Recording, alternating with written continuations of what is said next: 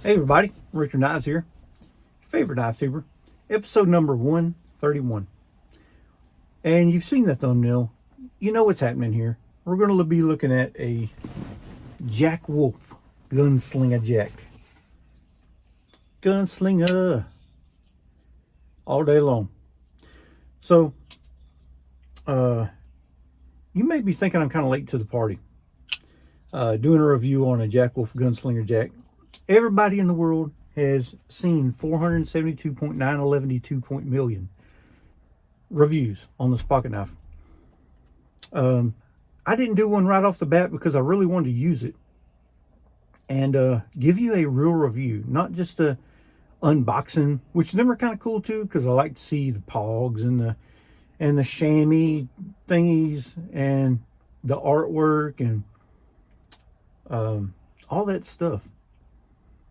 This one did not come with a slip, so I made my own.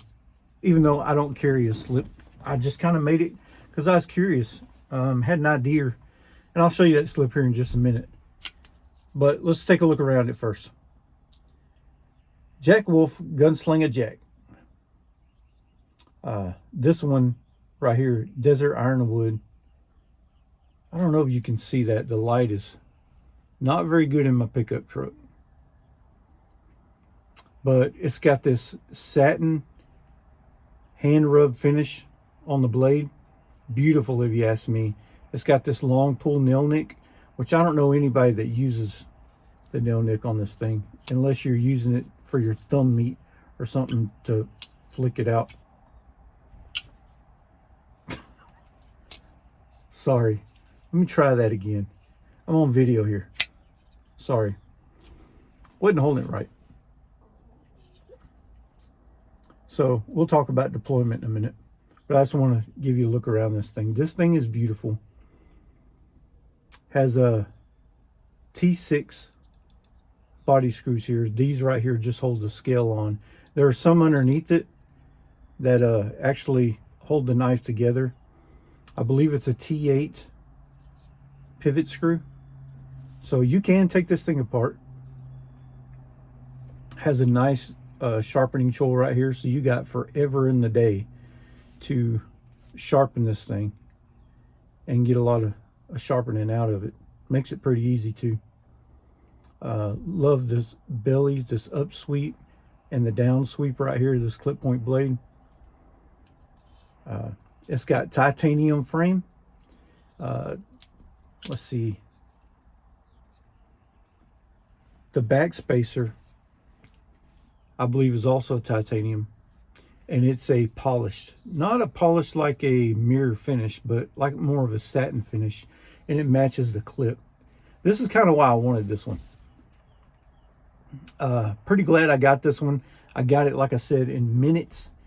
I was kind of scared I wasn't going to get one because of the demand on it and the hype around it, and usually people have been wanting the heck out of these things, and I've been wanting one myself. Randy Johnson lent me his for, I guess, about a month or so. And I liked it so much that I only carried it like one time.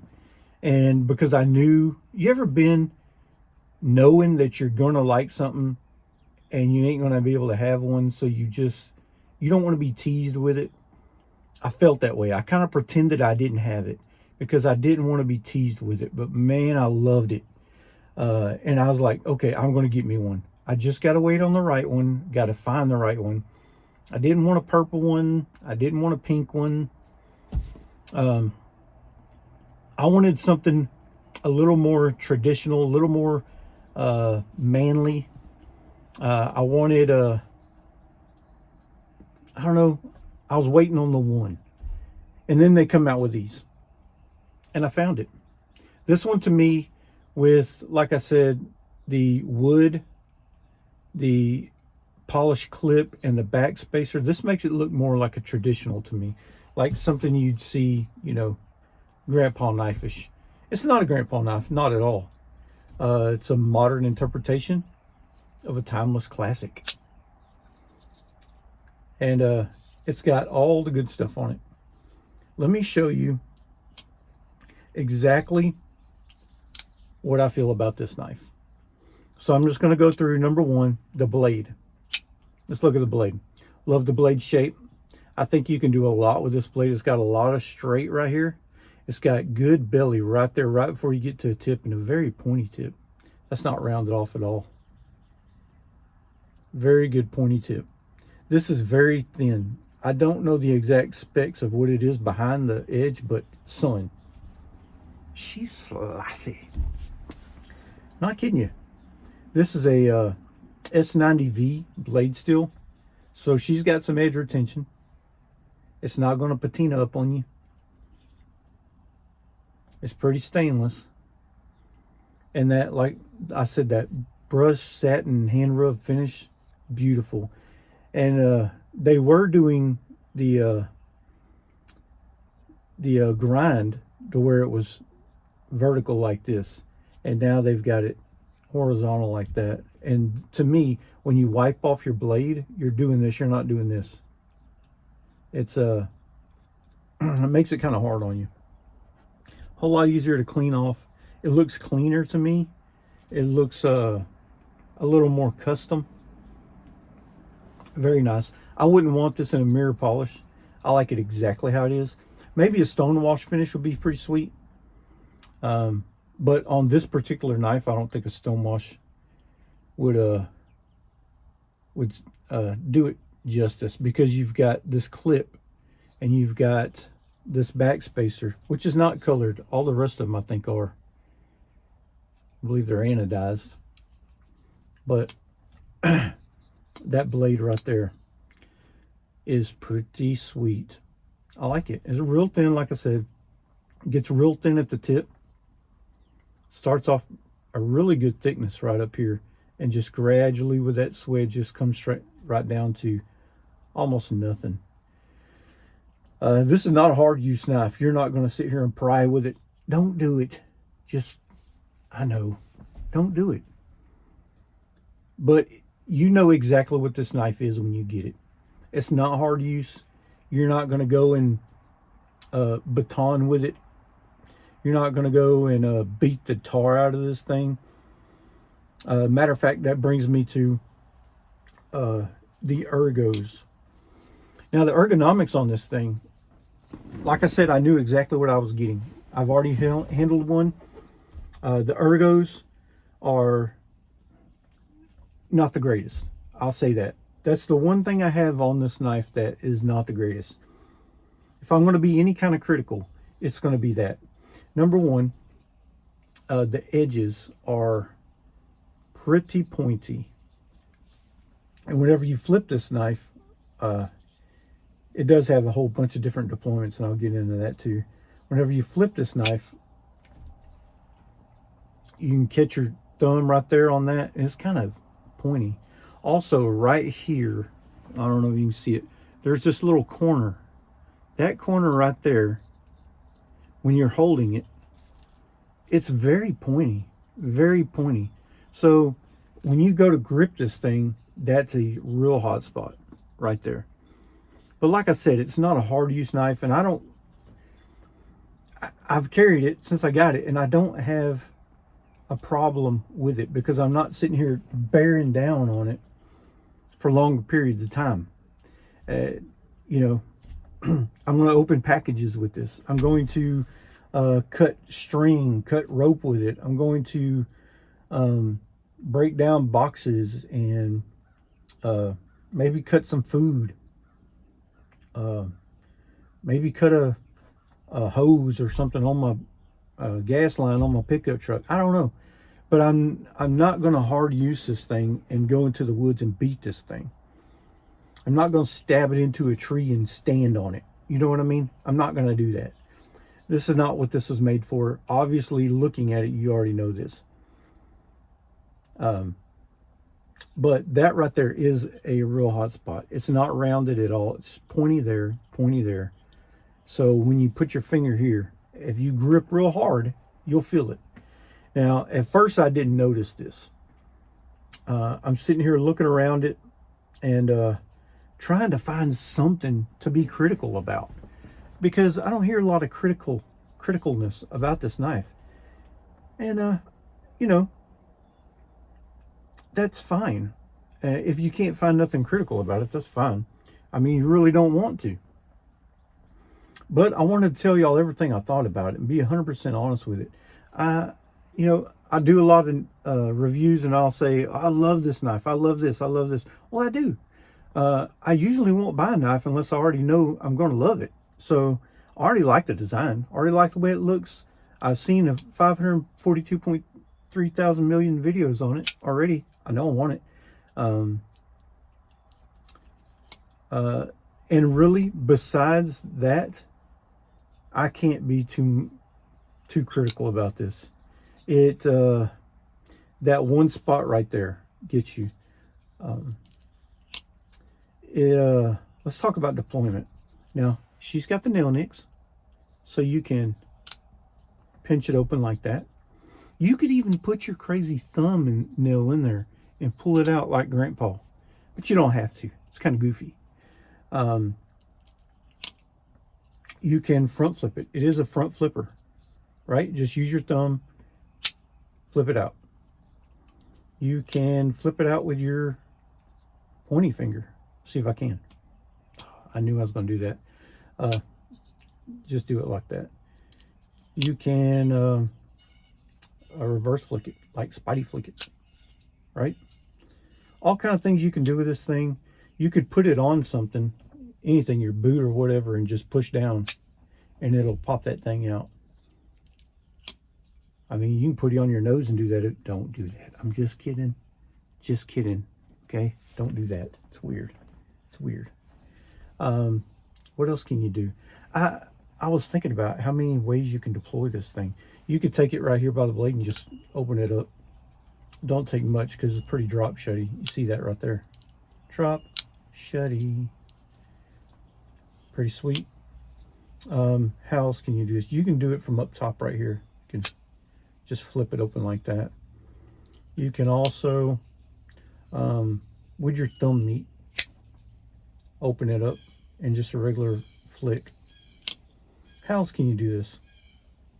I was asking people about this, and you could use, you know, a bunch of different fingers, like your ring finger, to reverse flick it. Your pinky. See if my pinky will do it.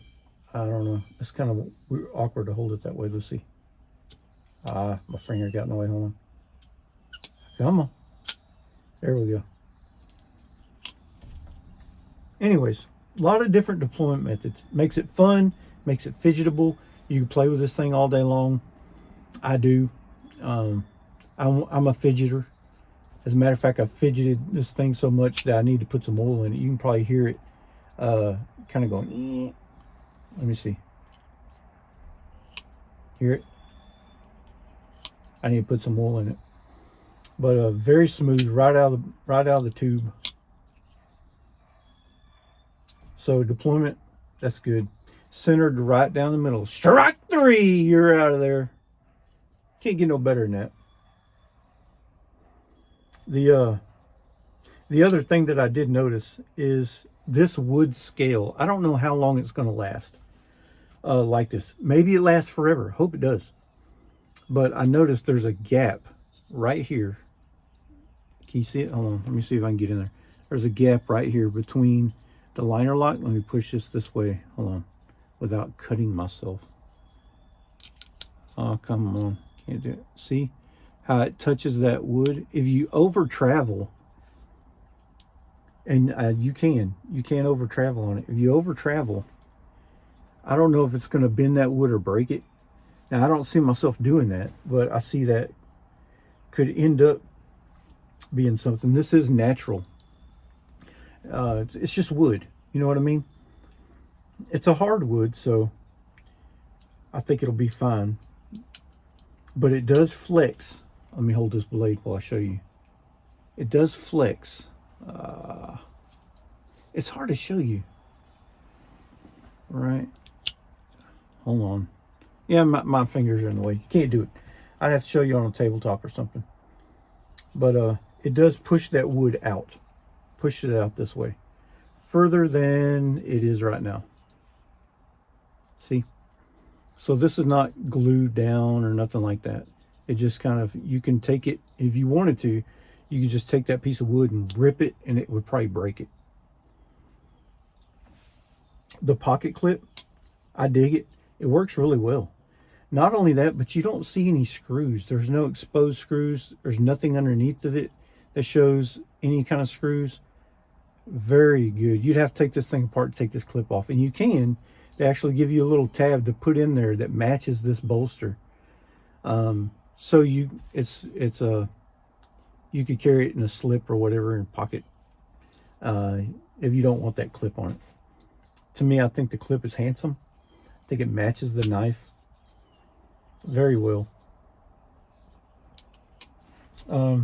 Speaking of slip, I did want one that looked kind of like a gun stock, because this is a gun stock pattern, right? It's a gunslinger. Woo! So I wanted a slip that would kind of match it. So I did a like a test to see if I like the shape and things like that. Now I gotta tweak it. A couple things that I think I could improve on. But this is the slip I came up with. This right here is made it look like the gun stock pattern. So it's a little wider here, kind of like, you know, the butt of a gun. And you could put the clip right over it. You see where the clip has been. I did use a gray, like a space gray thread to kind of match the titanium on there. See? And it needs broke in a little bit, but I'll show you. Just goes right in there like that. And you got yourself a gunslinger slip. Now, if you have this clip on it, I was thinking about putting a clip on the actual slip, but it's kind of goofy if you already have a clip on your knife. You know what I'm saying? It's a little hard to get out because it's not broken yet, but anyways, I think it's pretty cool. Something different. A lot of people making slips here lately. The slip game has gotten crazy. Everybody's making a slip now. If you're a knife tuber, you're probably making a slip. I wanted something that wasn't copycat. I wanted something that was completely original.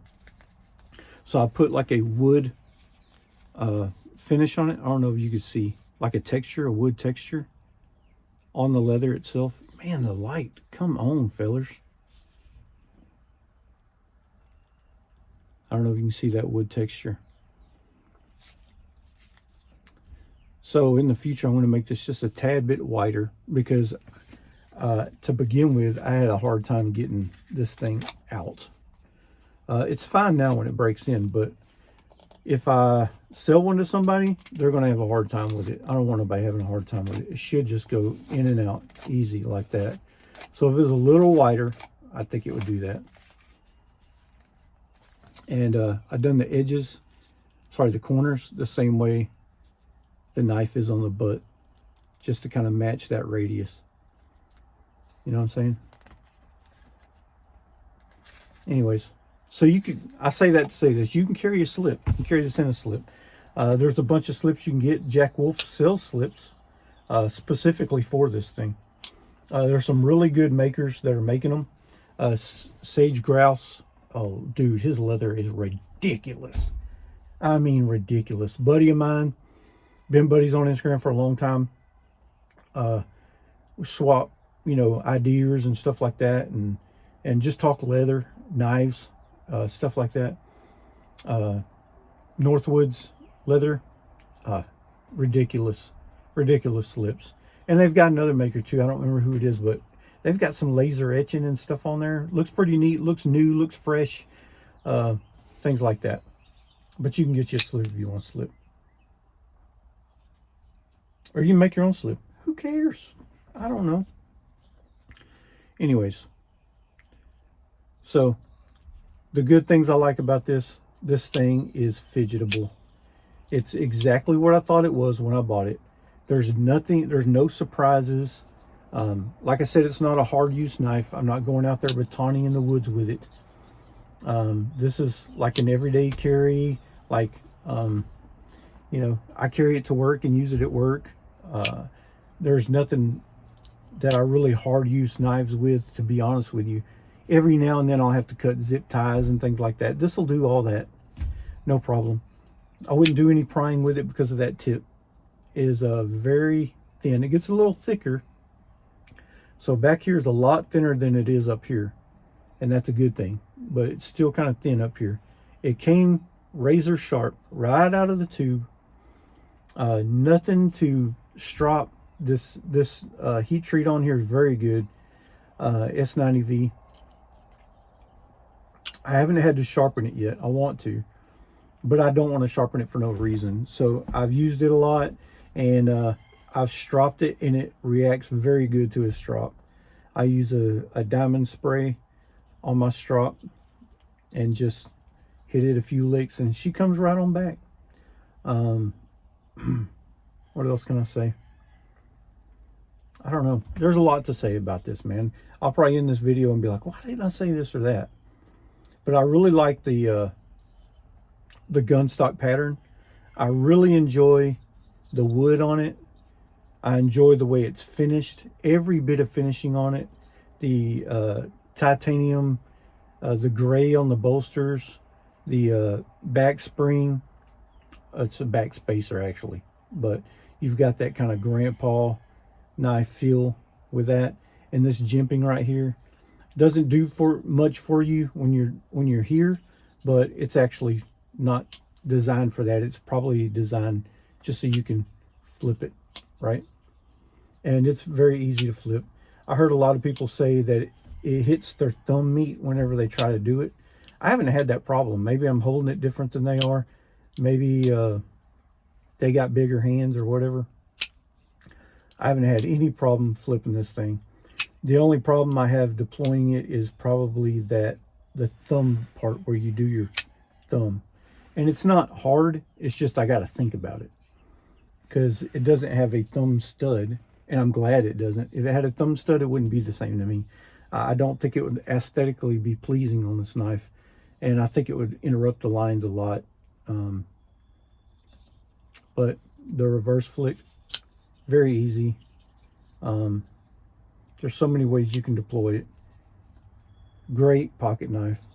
Size wise, to me, this is perfect. To stick in your pocket, just stick it down in there, and dude, it's so, I don't know. I can't say it's perfect but it has a very good balance of what you want in a pocket knife. The price is probably the other thing that people gripe a lot about. But you know what you're getting when you pay for it. If you don't want to pay that much for a knife, you're not going to get it. If you really enjoy Jack Wolf knives and you appreciate what they're doing and you want it, you won't be disappointed. When you spend that money and you get the knife in your hand, you'll forget about that money, right? I wouldn't spend your grocery money on it, you know. But if you've got the money, which, I mean, I know a lot of people can afford a $350 knife. But if you can afford 42 Rough Riders in a 6-month period, you can afford a Jack Wolf. It just depends on what you want. What are your wants? A lot of people say, I wouldn't spend that much money on a GEC, but you'll spend the same amount of money on a Rough Rider. What do you want? Do you want, 20 knives that you say are GEC quality that are not? Or do you want, you want something nice? This is nice. I mean, it's cloudy.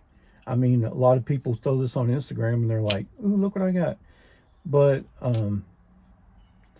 I really just love the design. I love everything that this thing represents. Old school. You don't see a lot of this. You see a lot of modern things that do the same thing this does, but it doesn't have that same grandpa feel, but in a modern pocket knife. Jack Wolf hit this out of the park. Ben Belkin you knocked this out of the park, bro. I see them actually taking this thing and them getting better. Uh, you know, there's a couple things about this knife that are not the same as the last knife.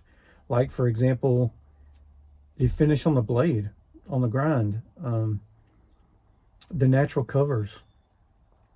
They've done quite a bit to tweak this thing, and I think they'll keep doing it. So don't be scared. If you like it, hey, go find you one. You can find you one on the secondary market. Some people put them up at the same price that they paid for them. Some people don't. If you like it, get it. You can. It's doable. But save up your money if you want one. Sell a knife or two that you don't use. That's one of the things that I do is I'll save up some money. And I never, ever, I don't know if I told y'all this. I know I have told y'all this, but I don't know if you heard this. I never spent a dime out of my check on a pocket knife. My work, my 40, 50 hour a week paycheck, I never, ever spent a dime on a pocket knife. Probably on myself at all, unless it's food or clothes or something. But, you know, sell something. Hustle something. I started making leather slips, you know, just to kind of have fun and fund some things like this. Sell some knives that you've got. If you got, you know, 40 case knives and you never even pull them out of the box and they sit there, what about them ones that you really ain't into? You could sell those. Do some trading, some horse trading. Somebody will trade you. You know what I'm saying? I do all kind of trading. That's how you get stuff you want. You know what I mean? Not every one of us is rich and just can go. Now, some folks, this ain't nothing. It ain't nothing. They could probably buy the whole company if they wanted to. I can't do that.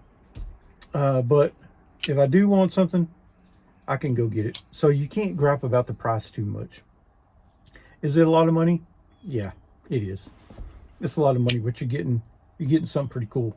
And once you get it in your hand, I promise you, you'll forget about the money. And if it ain't for you, sell it. You'll get your money back. You know what I mean?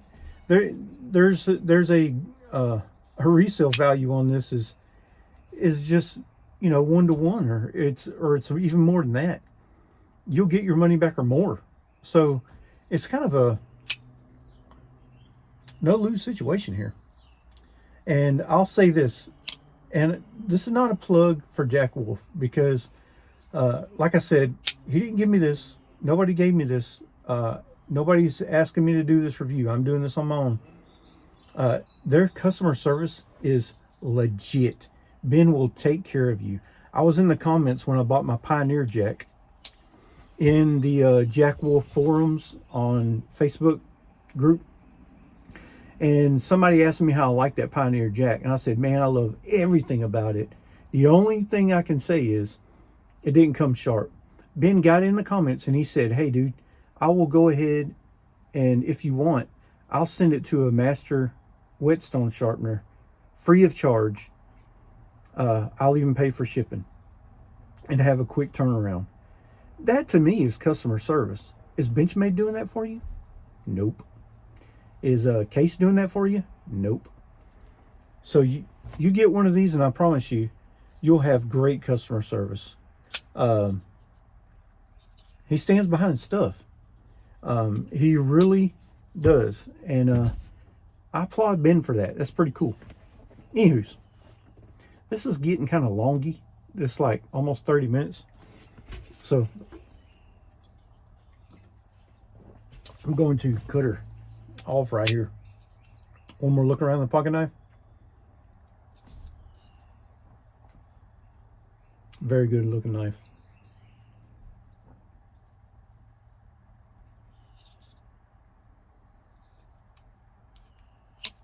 Very good looking knife. There's my review, my full review on the Jack Wolf Gunslinger. Let's put her in the slip.